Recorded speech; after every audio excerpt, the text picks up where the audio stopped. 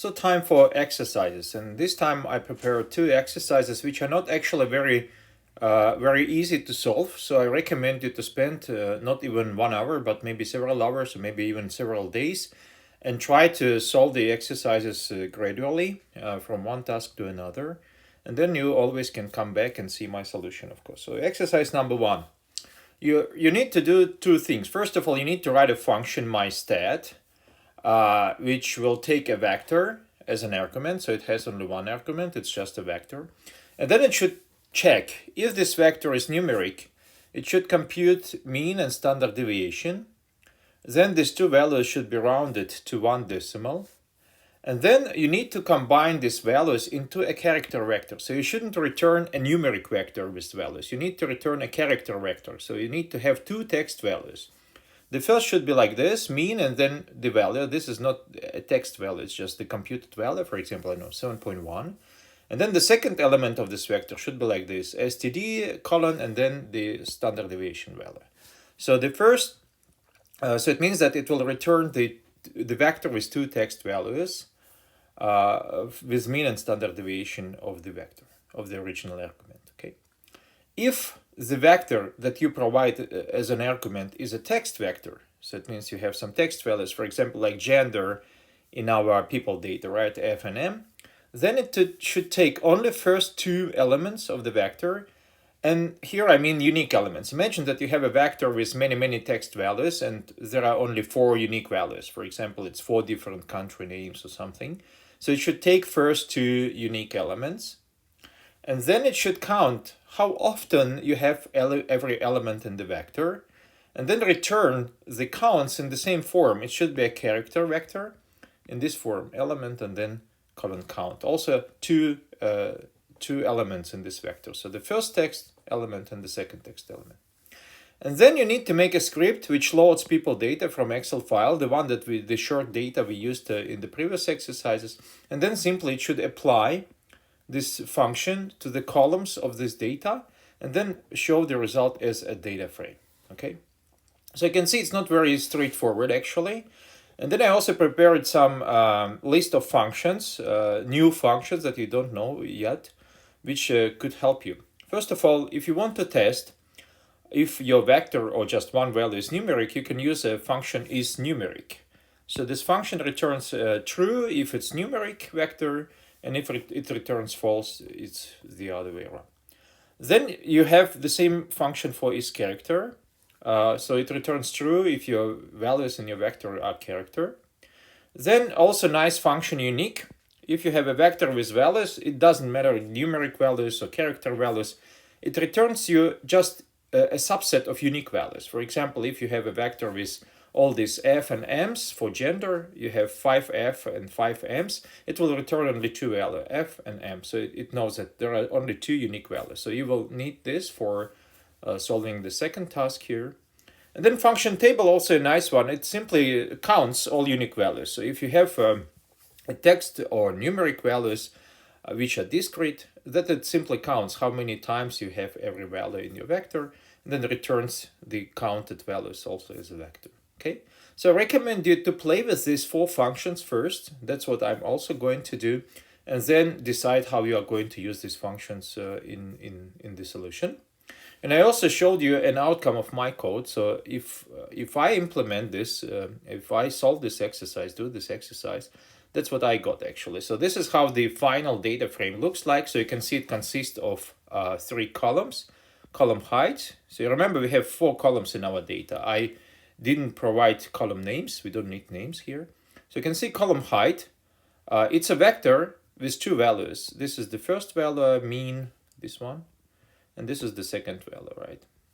Then column weight, also a vector with 2 values, and column gender, also a vector with 2 values. And you can see that every value is a character value, right? Because you cannot combine characters and numbers in a usual vector, but you can combine them in a text vector, okay? So strictly speaking, just you need to write a script that takes your people data and produce output like you see here. Okay. So now you can pause this video and take some time to solve as much as you can, and then come back and see my solution. Okay, so this is my solution for exercise number 1. And in this case, I will try to make it gradually.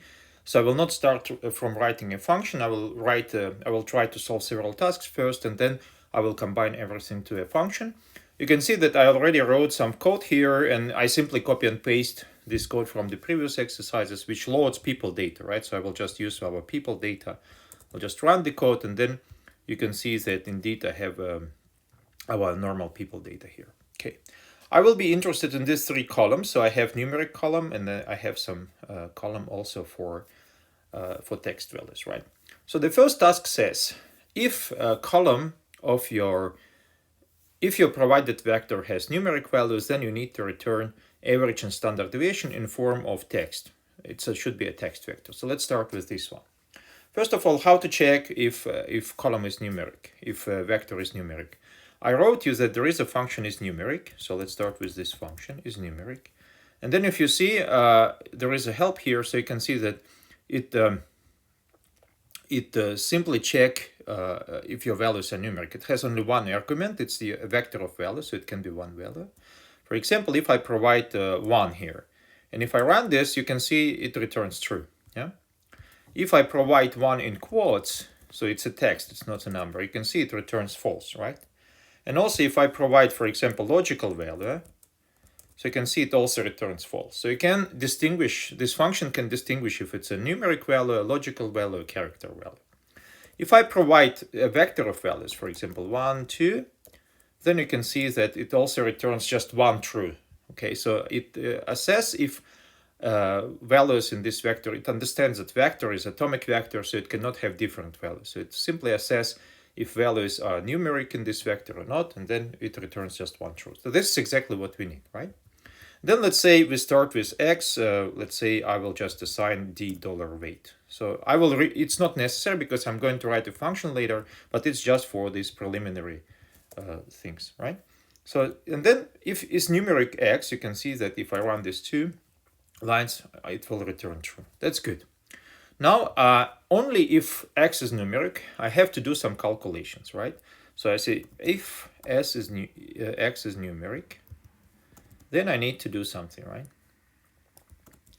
I need to do something. What I need to do? First of all, I need to calculate mean and standard deviation, right? So let me calculate this and combine this together into a vector. So I just simply say, let's say stat, and then assign, then c, and then I simply combine mean x and standard deviation of x. So that's the first thing I need to do. The second thing I need to do is to round these computed values to 1 decimal. I can write a new line of code, but probably it will be easy if I just do it immediately. So first I combine these 2 values together, and then I round these values. You remember I can apply round to the whole vector. And then in stat I should have 2 values rounded to 1 decimal, right? So if I run the whole code, let's look at the stat. I got 2 values, 2 numeric values, 172.5 and 12.3. So this is exactly what I need. Now, what I need to do next is to combine these values into a text vector. Yeah? So I need to produce a text vector. And in this case, I will just write, for example, out. This will be my new variable. And to remember, there is a nice function. It's called paste or paste 0 if you don't want to use spaces, for example, right? And this paste allows you to combine text values and numbers together to a vector. How to do that? Well, you simply need to combine 2 text values, mean and SD, and 2 numeric values. It's the ones that you calculated. So let me just do it like this. So these are names. Mean. Then I need this column just to make it look nicer. And then STD. So this is a vector of text values, and then I combine it with statistics, right? With stat.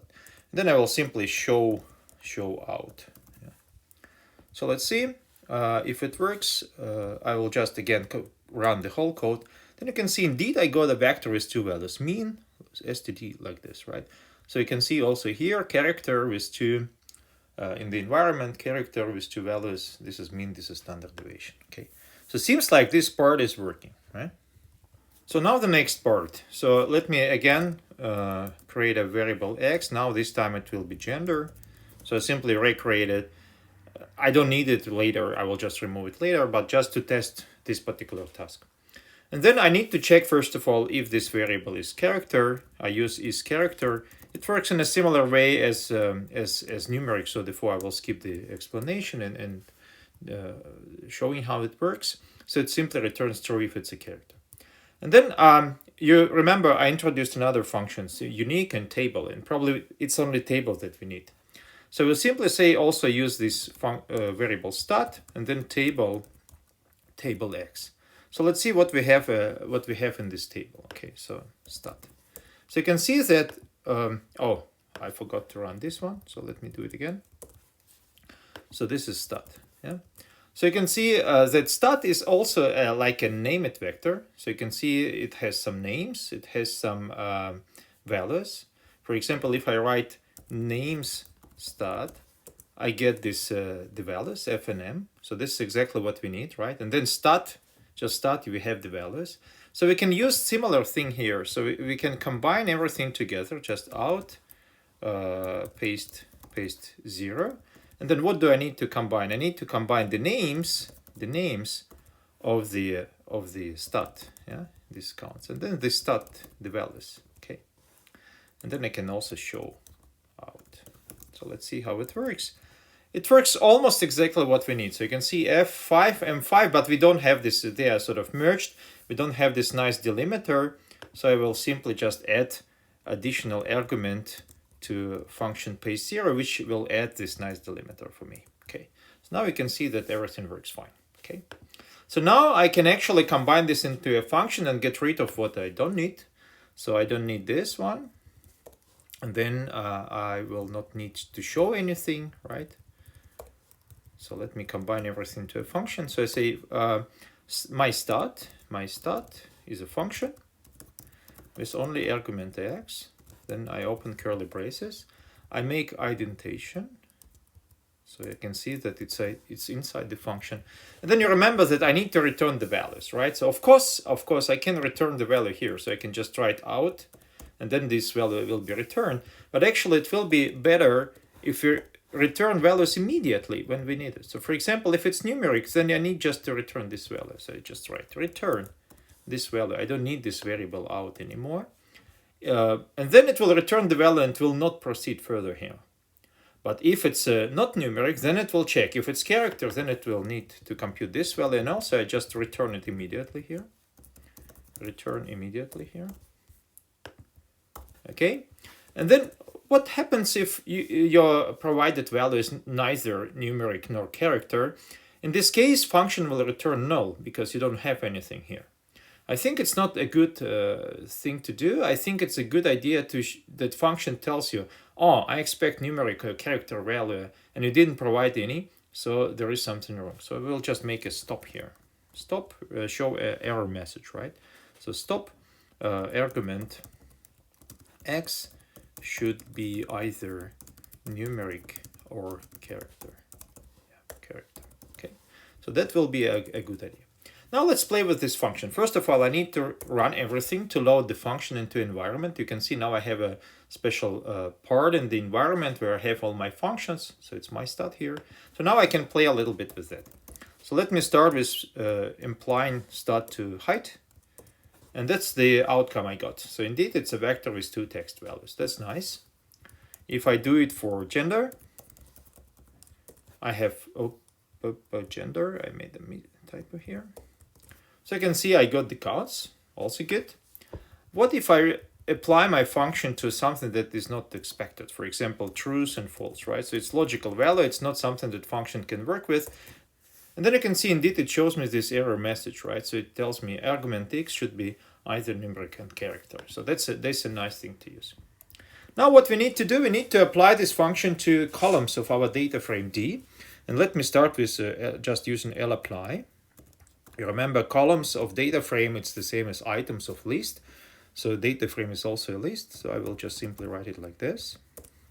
And then you can see that I got the values. So you can see I got a list. First of all, I have names also. I have counts with names. And now I see that I forgot one important thing. In this case, if it's a character vector, I need to return only 2 values. Huh? And so far it returns all values. I need to return only the first 2 counts. So that's why how to do that. I simply say return only first 2. Okay, so that's a good thing I tested. So let's see again. Now it returns only 2, right? Ain and Bob. Although we don't need names, we will get rid of it later. Okay. But however, the lapply returns it as a list. But every element in the list, it's a vector with 2 values. So it means that vectors have the same length, so we can combine them together into a data frame using as data frame a function that we have used already. Yes. So now if I run it, you can see I got a almost nice outcome, almost identical to what I have shown you. But we don't need names, so we just simply say don't use the column D, so -1, the first column, right? So now it should work correctly. So now we got this correctly, okay? So what we have just implemented, it's in R there is a nice function, summary. So let me just show how summary works for the same outcome. So this is how summary works. So you can see that summary returns also some statistics, smallest value, quartiles, median, mean, and so on, for every column. And then you can see if it's a gender, then it tells me a length of the gender, class, and mode, and so on. So what we have implemented, it's a kind of summary function, our own summary function, handmade summary function here, right? So if you want, you can actually extend this function so it calculates a little bit more statistics, for example, okay? So this is it. So that's the exercise number 1. And in the next video, I will show you how to solve the exercise number 2.